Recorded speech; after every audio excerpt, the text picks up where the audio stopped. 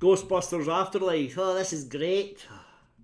I'm not a fan. Let's get into it. Ghostbusters Afterlife is from 2021. It lasts 2 hours and 3 minutes. This is a great movie. I don't know how you don't like it. Well, if you've seen the original Ghostbusters, this movie is basically a game of, oh look, that's from the original, oh look, that's from the original, oh look, that's from the original. It's too much! It's too much! The movie opens with someone running and getting into their car and driving away from something from an old abandoned mine. We find out later that this is Egon Spengler. Why is it Egon? Because he's the only cast member who's no longer with us. Anyway, he gets out of the car, he's limping up to the house, makes it into the house just in time. Yeah, he gets into his favourite chair and he sets off a little trap.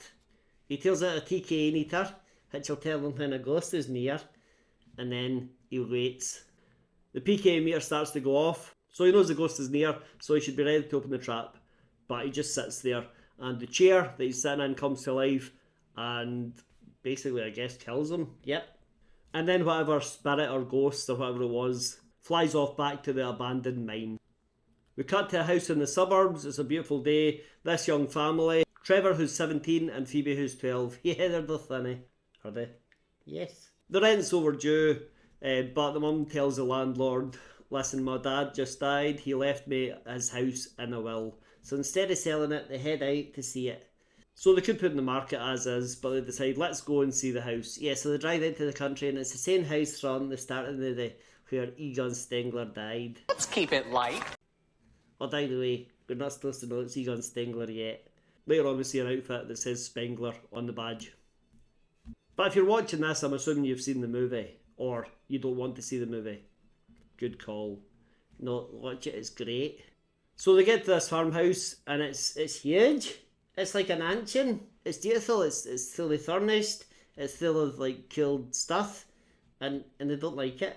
The kids say it's creepy, it's dusty. Yeah, they're a bit freaked out by it, and it's not been cleaned for a while. Oh my god, this is so much worse than I thought it was gonna be. They don't... But it's like, basically, but it's a massive house. They don't deserve it. Give it to some homeless people or something. Snobs. No, they just know what they like. Pretty much as soon as they're in the door, they get a visitor. Yeah, it's a lady who's saying, oh, I knew your dad. There's no nanny, by the way. Don't go looking for any nanny. What's she hiding? This is Janine Melnitz from the first movie. Yeah, she's like their secretary, and she also had a little relationship with Egon. But it's a pointless cameo. She offers nothing to the movie. There's no reason for her to be there. It's cool. The kids find the PKE meter. They find the trap. Trevor gets a job at the local diner, Spinners, where he meets a girl who, the first thing she says to him is, I've got a boyfriend. Okay, love. And then the kids go to school. Yeah, and the little girl's a bit unsure about going in. Her mum says, well, you can go into the school or you can stay at home and help me clean up this dusty house. Yeah, and CD, the girl says, take my chances with public education. What a snob. They meet the teacher, Paul Rudd. Paul Rudd is Gary Gruberson. And Gary and Phoebe find they're both as smart as each other. It's great. Phoebe takes the trap in the next day to school to show Gary. Gary's like, oh my goodness, that is a Ghostbuster trap. Was your granddad a Ghostbuster? And Phoebe's like, what the hell are you talking about? Yes, he was. So they have their own little private teaching sessions while the rest of the class are forced to watch old horror movies. They're watching Cujo. They're 8. Well, I think they're about 11 or 12. No, it's middle school, so they can be like between 7 and 16 or something like that. Oh yeah, something like that. Now, along with this massive house that they've inherited, they've got acres and acres of land. They've got all these old barns, like 3 or 4 massive barns. Yeah, this place must be worth $1 million at least. It's got to be, even if it's dusty and dirty, it's still worth a fortune. But these snobs don't want anything to do with it. Anyway, Trevor goes looking around one of the barns and he finds a car. How lucky is that? He finds Ecto 1. He gets it working and he goes out and decides, this is my car now. Yeah. Yeah, sell it. No, it's cool. Yeah, no, but they're acting like they're so skint. They could sell this car, sell one of the barns, sell some of the acres of land. Nah, they need it. They don't need it. Stop making excuses for this movie. This movie is just a blatant cash-in. No, it's great. It's bringing the Ghostbusters to a whole new generation. You just don't understand because you're old. At some point, Trevor, Gary, and Phoebe are at the front of the school and they decide, let's open the trap. Great idea, nothing odd. And a ghost flies out. None of them are really that shocked. I would have tipped my pants. Yeah, I would have put my pants as well. But they don't seem that bothered. Another problem in this movie. The ghost flies off to the abandoned mine. And then later, Phoebe finds her grandfather's old equipment. Yeah, she finds a truth on tack. She finds his jumpsuit. She finds a secret bunker basically filled with all his stuff. And also, he's there. He's a ghost. We don't see him, but she says, oh, I need a screwdriver. And a drawer opens beside her that's got a screwdriver in it. It's all very great. It's all very cheesy. She's also got a little buddy called Podcast. Cool. And podcast. Yeah, he's cool. He makes a podcast. He's not cool, but he does make a podcast. So he calls himself Podcast. Anyway, Podcast and Phoebe decide, let's try out this proton pack. Let's try out this nuclear device that fires lasers. So they do. They start blowing up cars and stuff. Yes, they do.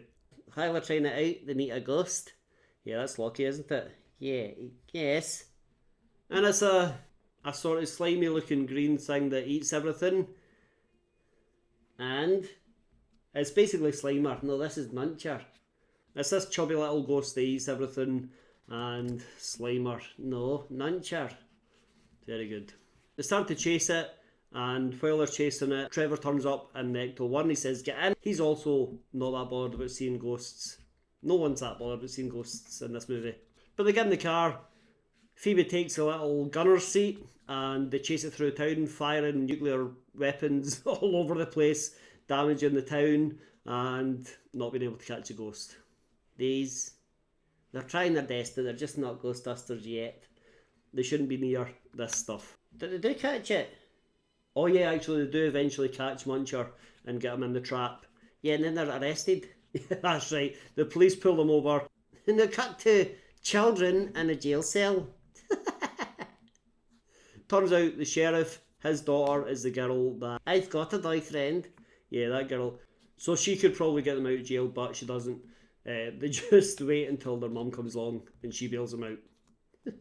She could leave podcasting. She could leave podcasting. So it just so happens that at this point in time, there's some supernatural activity beginning in this area. The world's about to end once again. Yep. So Gary goes shopping that night, right? He doesn't know about this. He goes shopping and he sees he's going to die some marshmallows. Some Stay Tough marshmallows. You get little Stay Puft marshmallow men running about acting like gremlins or something. Yeah, because of the supernatural stuff. Yeah, but why just them? Why not other food mascots? Why is Colonel Sanders or the guy from the Quaker Porridge Oats, why is he not coming to life and threatening you? We also see the big dogs from the original Ghostbusters. For some reason that's there. Zool comes back. Gozer comes back. The mother gets possessed, just like Sigourney Weaver did in the first movie. She's in it as well. She's got a pointless cameo. During the ending credits, we see Dana. This is pointless. Then this movie is basically like a remake of the first movie. Basically, the kids have to take down this ultimate evil that's coming back to destroy the world.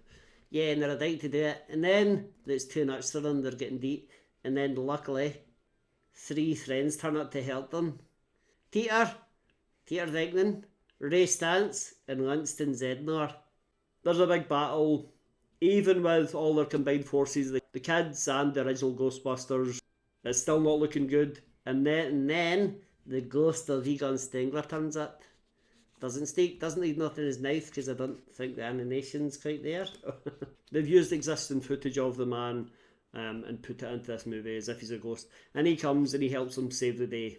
All is good with the world. The mum and Gary, who are both possessed actually, are fine. The town's fine.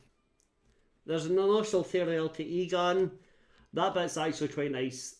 The way it's worded, the way it's acted, it's actually quite emotional. Probably the nicest bit of the movie, probably the best bit of the movie. The rest of the movie is just fan service. No, it's great. That's basically it. I don't like this movie. I think it's Ghostbusters. If you're going to remake Ghostbusters, just remake Ghostbusters. I don't think you should say, oh no, it's a new sequel, it's a follow-on from everything that happened before. But everything that happened before is just going to happen again, pretty much exactly the same way, just in a different location. You're just miserable. It's great. Watch it, you'll really enjoy it. The kids are funny, everyone in it's good. It's just a likeable movie. Let us know what you think about Ghostbusters Afterlife. And hit like, hit subscribe, watch another video. Who you gonna call?